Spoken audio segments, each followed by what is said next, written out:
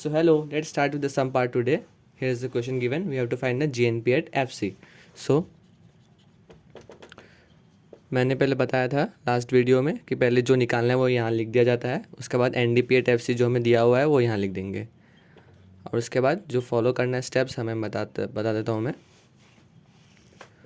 GNP eight FC निकालना है और हमें दिया गया NDP एट MP। ओके, तो अभी हमें क्या करना है, नेट से ग्रॉस में जाना है तो हमें क्या करना होगा, प्लस डेप्रिसिएशन करना होगा। डोमेस्टिक से नेशनल में जाना है तो प्लस NFI करना होगा।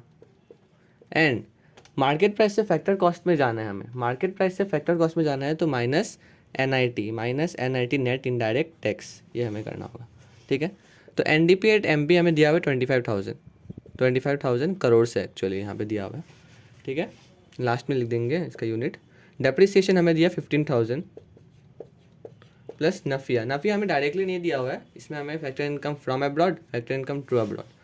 तो इसमें से फीफा कौन सा है, फैक्टर इनकम फ्रॉम अब्रॉड, ये वाला है हमारा फीफा।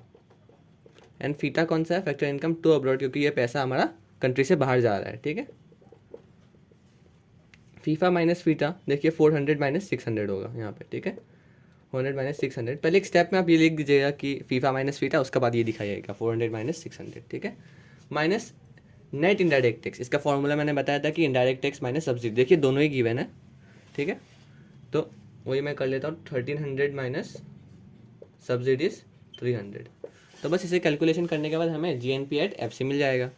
तो 25,000 प्लस 15,000 माइनस 200 माइनस 1000। तो इसे सॉल्व करने के बाद हमें क्या मिलेगा, 38,800 crores. So this is the answer to this question, GNP at FC. I hope इसको आप समझ गए होंगे। सो अभी कुछ हम कंसेप्ट पार्ट कर लेते हैं कि डेप्रिसिएशन कभी कभी डायरेक्टली हमें नहीं दिया रहता है। डेप्रिसिएशन जो है उसका अलग अलग नेम्स होता है, मैंने बताया था आपको शायद लास्ट वीडियो में। वो नेम्स आज आप जान लीजिए क्या क्या होता है। Number 1, current replacement cost, current replacement cost दिया रहेगा आपको, या फिर replacement cost of fixed assets, replacement cost of fixed assets, ऐसा आपको दिया रहेगा। तो इसका समझ जाएगा, इसका मतलब डेप्रिसिएशन दिया हुआ है हमें। ठीक है, दूसरा है हमारा capital consumption allowance, capital consumption allowance इस तरह का आपको कुछ नाम दिया रहेगा, या फिर कैपिटल कंजम्पशन भी हो सकता है, कैपिटल कंजम्पशन, इस तरह का अगर नाम दिखेगा आप क्वेश्चन में, इसका मतलब होगा डेप्रिसिएशन। ठीक है, तो ये कंसेप्ट आपको समझ में आ गया होगा। इसके बाद एक और मैं नफिया के बारे में कुछ बताने जा रहा हूँ आपको।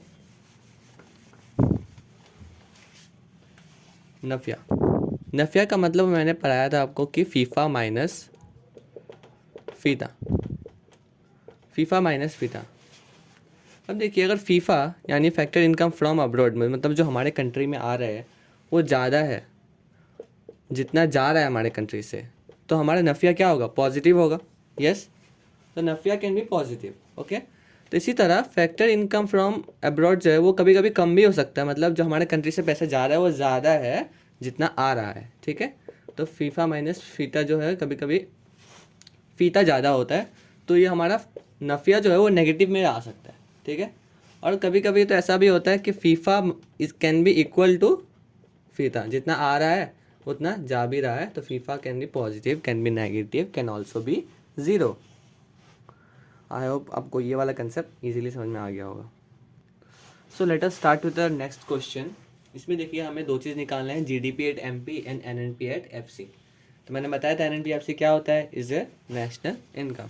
ठीक है, अभी देखिए पहले मैं निकालता हूँ आंसर, फर्स्ट पार्ट का आंसर निकालता हूँ, GDP एट MP।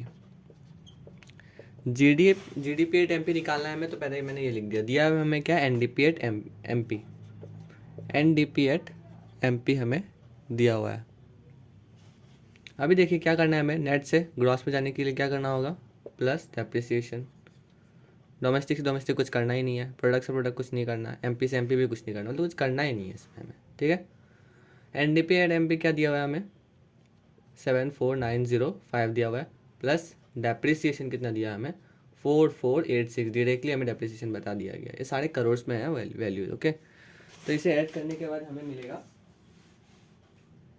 79391 करोड़। सो हमारा फर्स्ट पार्ट का जो आंसर है वो निकल चुका है। अभी हम दूसरे पार्ट में जाते हैं, नंबर 2, NNP@FC। NNP@FC दिया हमें क्या है, अभी देखिए हम यहाँ पे कुछ भी कर सकते हैं। जैसे मैं यहाँ पे GDP/MP मैंने निकाल लिया ना, मैं GDP/MP से ही कैलकुलेट कर सकता हूँ NNP/FC। ओके, या फिर मैं NDP/MP से जो दिया हुआ है क्वेश्चन में ऑलरेडी, उससे भी कर सकता हूँ। दोनों तरीके से करने से मेरा आंसर आएगा। ठीक है, मैं आपको बता देता हूँ अभी, GDP/MP से करके बताता हूँ। ठीक है, GDP/MP देखते सारा चीज़ है कि नहीं क्वेश्चन में, इस हिसाब से देखा जाए तो GDP/MP है, क्योंकि हमें यह मिल गया ना GDP/MP। कोई भी इंडिकेटर को मैं कोई भी इंडिकेटर में कन्वर्ट कर सकता हूँ। ठीक है, मैंने बताया था पहले। अब ग्रॉस से नेट में जाना है तो क्या करना होगा हमें, माइनस प्लस डेप्रिसिएशन करना होगा, क्या नहीं, माइनस डेप्रिसिएशन करना होगा। ग्रॉस में है, नेट में जाना है तो माइनस डेप्रिसिएशन करना होगा। उसके बाद देखिए यहाँ पे डोमेस्टिक है, नेशनल में जाना है तो हमें प्लस नफ्या करना होगा। यस, और मार्केट प्राइस से फैक्टर कॉस्ट पे जाने के लिए हमें क्या करना होगा, माइनस NIT, क्योंकि इसमें तो NIT इंक्लूड होता है ना, इसलिए मैंने माइनस किया। ठीक है, आई होप इतना समझ में आ गया होगा आपको। देखिए GDP/MP अभी मैंने निकाला 79391। यस, डेप्रिसिएशन तो दिया ही हुआ है क्वेश्चन में, कहाँ ये रहा, 4486। ठीक है, प्लस नफिया हमें माइनस में दिया हुआ है, बताया, ये देखिए ना, माइनस में दिया हुआ है, -232 हमें दिया हुआ है। ठीक है, फिर उसके इसको ब्रैकेट में लिख दीजिएगा। उसके बाद minus NIT, NIT means net indirect tax. देखिए नेट टैक्स डायरेक्टली हमें गिवन है क्वेश्चन में, इनडायरेक्ट टैक्स सब्सिडीज अलग अलग नहीं है, इसमें डायरेक्टली दिया हुआ है, तो अच्छा ही है हमारा 8344। अब बस इसे कैलकुलेट कर लीजिए, हमारा आ जाएगा NNP/FC। ठीक है, तो इसे सॉल्व करने के बाद मेरा आंसर आएगा 66329 crore. So this are the values और the answers of this two question, NNP/FC एंड GDP/MP. So let us start with a new concept and it's important while doing sums. Okay, मान लीजिए कि हमें डोमेस्टिक से नेशनल में जाने की ज़रूरत पड़ी, क्योंकि क्वेश्चन ऐसा कुछ करने बोल रहा है हमें।